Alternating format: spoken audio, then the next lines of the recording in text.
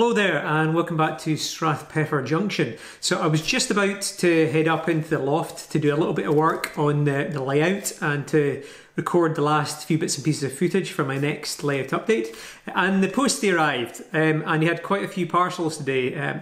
Amongst them was some weed killer and some stuff for the house and various other things that aren't very much fun. But there was this, Heljan. Yes, so what is it? Let's get into it.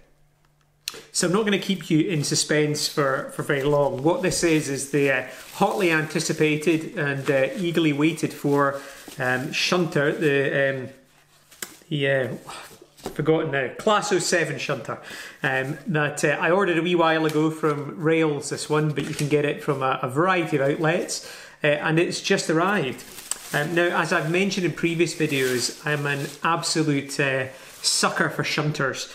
Class 37s are my favourite locomotive, but probably followed closely at the heels by Shunters. So when I saw that Heljan were going to produce an 07, I thought I've got to have myself one of those. Now they didn't make it up to Strathpeffer or up into the Inverness area as far as I'm aware of, but that doesn't stop me collecting them. So we're going to have a very quick look at the Shunter itself. Then I'm going to take off the body and stick in a 6-pin decoder. Now I do understand that the body removal on this can be a little bit tricky, so you know, we'll have a look at how we get on with that, but hopefully there'll not be too many problems. Okay, so just for anybody there who wants to know the details, that is the details there. What do you get in it? Well, it's likely to be pretty standard. It's all much of muchness these days, these companies. Nearly everybody is producing the block of ice packaging. Nearly everybody is doing fairly robust cardboard packaging. Anyway, right, so what we've got the normal instructions. Heljan tend to do quite a nice instruction leaflet. There's not too much fluff in it. It generally gets the point, and there's often a bit of useful history as well. So yeah, always nice to have, and we'll maybe have to consult that later to get the body off. So then, moving on to the actual locomotive itself, let's get this out of the packaging. There we go. It's that satisfying noise as you release the beast. There we go. So I can see already there we've got a lovely detailing pack underneath. A load of vacuum pipes, air pipes. I think those are probably blanking plates for the NEM pockets that are on there too, and some other bits and pieces. So lots for those of you, or those of us, because I like to do it, who like to detail the locos, lots to be getting on with there. So we've got this little wrap that goes around it. I quite like this as a detail actually. Before the manufacturer started doing this, quite often the packaging would leave little rub marks on the loco, but this really stops it. So while there is a bit of superfluous packaging with some of them, I don't think this is superfluous. So well done, Heljan. Okay, so onto the locomotive itself, or the Shunter itself. There was a whole variety of different livery options and type options that you could get on for this particular 07 Shunter. I went for the one that had the dual braking. That was a later edition, but some of them just have the sort of single braking mechanism in them. I also went for the tops or post tops number, but there's earlier versions that are available. There is a range of liveries. So you've got the earlier liveries, you've got the BR Blue livery, you've got some of the industrial liveries as well. So there's a fantastic selection. And I think there's also a special edition, and it might be Hatton's, I think, who've maybe commissioned it. Correct me if I'm wrong, I think it's Hatton's. That's a Harry Needle livery, which is quite a nice livery if you're into that sort of thing as well, quite striking anyway. But right, so I'll stop waffling on about, about who produces what, and let's have a look at the actual Shunter itself. Okay, so before I take a closer look at some of the detailing and features of the model itself, what was the 07 Shunter? Well, it was quite a small class of Shunter, certainly in terms of the numbers manufactured, and it had a specific remit, and that was in relation to Southampton docks. It was 1962 that these particular Shunters were introduced. And that they were purchased to replace Southern Region's 060T USA class steam locomotives, which had been acquired during the war by the War Department. Now the Class 07 itself was based on a similar design to the diesel hydraulic versions or shunters supplied to the War Department for the British Army. Those locomotives, or these locomotives, they featured this offset cab which was to aid visibility, and also platforms at either end to assist personnel and shunters if they were riding on the locomotive as lookouts in and around the docks, which is, you know, there's busy, there's a lots going on. At that time there'd be lots of different railways and sidings with lots of stock moving about, so it was very much a kind of safety feature as much as anything else.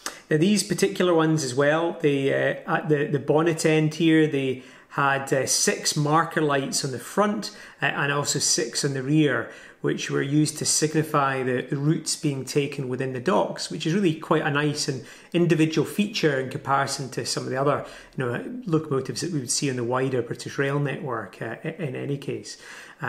But as I say, there weren't that many of these shunters, and there were even less of them that were upgraded into a newer version. And that upgrade happened in 1962, and this particular model is one of these upgraded versions. And the upgrades was really additional braking capability to allow the shunters to work with air brake stock, which included the Southern Region's multiple unit stock in and around the Eastleigh depot and also the railway works. Now, the lifespan of these particular shunters, certainly in comparison with the fabulous 08, which we still see all over the place today, was relatively short-lived. And when the Southampton Docks complex shut down in 1977, most of the remaining 07 locos were sold to private industry. So they weren't retained within BR, they didn't see wider use, but being sold off to private industry did mean that they clung on for a bit longer, and that's why we do see a number of them preserved today. So let's dive in then and have a closer look at the model itself and see, you know, what detail, what feelings of the original prototype they've picked up on. So if we start at the front here, you know, as we've grown to expect, sprung buffers. But looking at the front here, it's absolutely jam-packed with detail, and a lot of it individually applied. We've got air and vacuum pipework, and then we've obviously got the air and vacuum braking hoses at the front here. We also have the higher level hoses here, which was to allow these shunters to couple up to the electric multiple unit stock. We have lovely grille detail here as well. We have individually applied lamp iron hooks. We have the handrails here for the front and also at the back, the rear sort of refuges or platforms at the back there. The individually applied handrails run all the way to the back here. It's the same on either side and on the shorter front here. We have a variety of pipework as well, which I assume will probably be to do with the braking. And certainly lower down we've got the con rods, and we've got more braking, a chamber here, a reservoir chamber. Moving along the side, we've got the various grille details, and actually if we swing it round to this side, we've even got individually applied handles, which is a really nice little touch as well. Moving towards the cab here, it's quite a small cab as per the prototype, but really nice details. Looking inside, and we'll do that in just a second, got some great interior cab detail.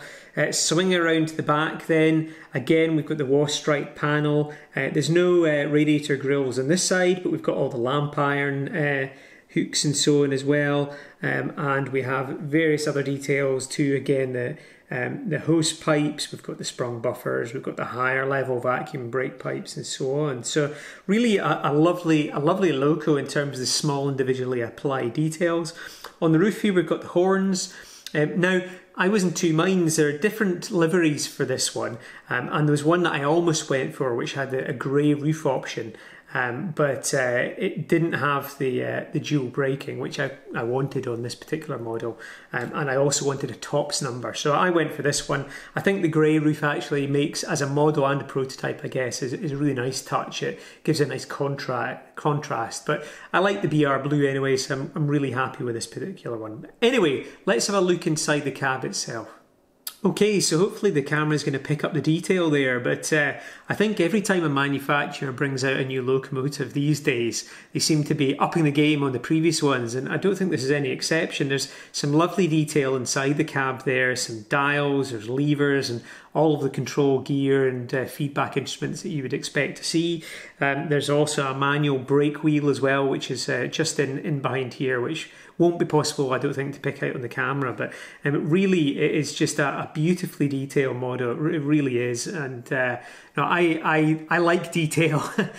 So when they bring out these models with lots going on, it really is something that floats my boat. I mean, in terms of Heljan themselves, I'm quite a fan. I know that there's some people love them, some people hate them, some people are kind of in the middle, but I think Heljan have been doing quite a nice job recently bringing out some lovely different locomotives, some Shunters and so on, and generally detailing them quite nicely. There are exceptions, but this is a particularly nice one.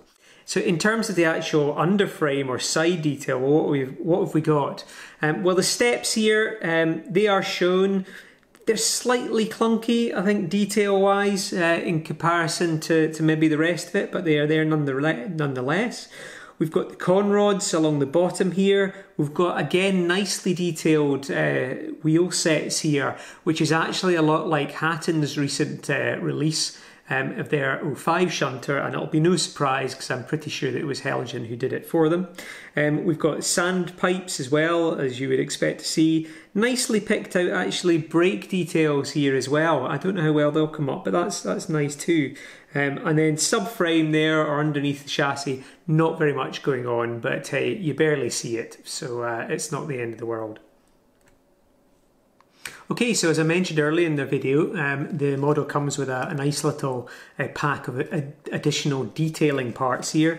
We have got the blanking plugs there for the end pockets. If you want to detail up one or other end or both, you can hide that gaping hole. We've got additional brake hoses, pipes there. We've got some tension lock couplers, which I don't intend to use. We've got some number discs as well, and we've got some other pipes. So plenty to keep those of you, or those of us who are into detailing, busy there. Excuse me. Now, I've been quite complimentary about this model so far in this very brief review. Well, it's not really a review, it's an overview. There's also some lovely weight to it, so it's a good quality model. It's going to have some reasonably good traction going on. Sorry, my my voice is going, so I'm going to have some Strathpeffer Junction coffee. There we go. But if I was going to make a criticism, it is that some of the parts that have been applied here, the paint is actually slightly rubbed off or chipped, and that's not great quality control. I don't think all of it is down to a packaging rub, as you can sometimes get, and particularly with that sheet over the top. It looks to me that it's during the application, whether they've used metal tweezers or something like that to apply these details, it's scraped the paint off. So there's definitely a mark down for that.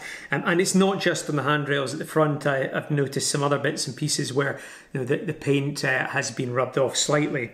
There are one or two little pieces that are stuck on slightly skew with. Now that's not the end of the world. Some of these things can be straightened up if you so wish. The detailing along the top where the panels are is a little bit rudimentary. I think along the sides particularly where it's been augmented with the individually applied details, it's good. I think along the top here it is a little bit basic, and there could be a little bit more relief there, and other things I think that could have just made it just that little bit better. But all in all, looks-wise, it is a beautiful little shunter. It has the odd little kind of sort of minus mark, maybe half a point here or there. But on the whole, I really love it, and I think it's going to be a great addition to my collection. So, before I go on to sticking a DCC chip in it, I need to run it in, and the instructions do recommend 30 minutes in either direction, which is generally what I try to aim for anyway. So I'm going to go and run it in now, and I'll capture a little bit of that on video so you can see how it runs in DCC mode. Sorry, in DC mode. Okay, so we've got the Class 07 onto the rolling road.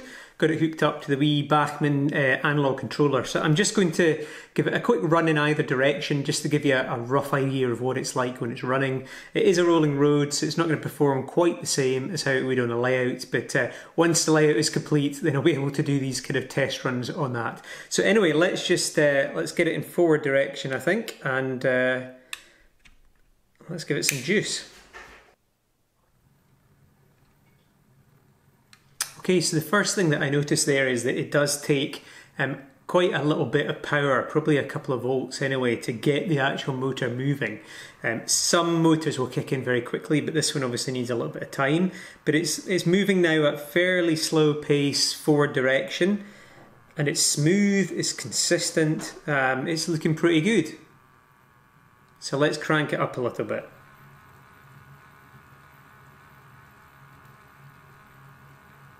Yep, still looking good. Nice, there's not too much of a stutter there, everything's looking pretty good. I haven't run this one in yet, so this is literally out of the box. They can vary, some are better out of the box than others, so do bear that in mind. But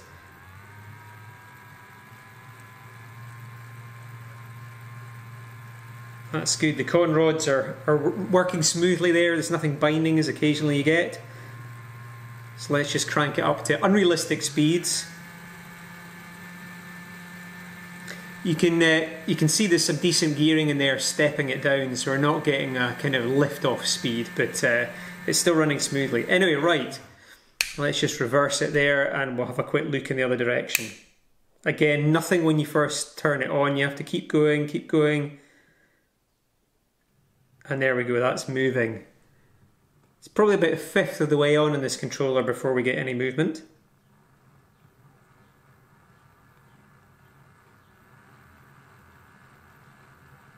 Again, quite smooth, nothing seems to be binding or rubbing. The motor is quite noisy in comparison to some of the competitors on the market. It's not too bad, but it's definitely got a noise there to it. It's not silent by any means.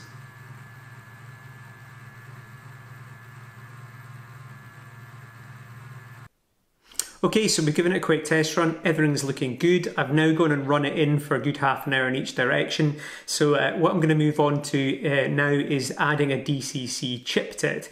Now, I have heard already that this is a wee bit tricky, so we'll suck it and see how I get on, but hopefully with a bit of persistence and patience, the job will work out all right. So if you're not interested in DCC chipping, you can leave us here and I'll not be offended, but if you want to see how I get on with the DCC chip, stick around.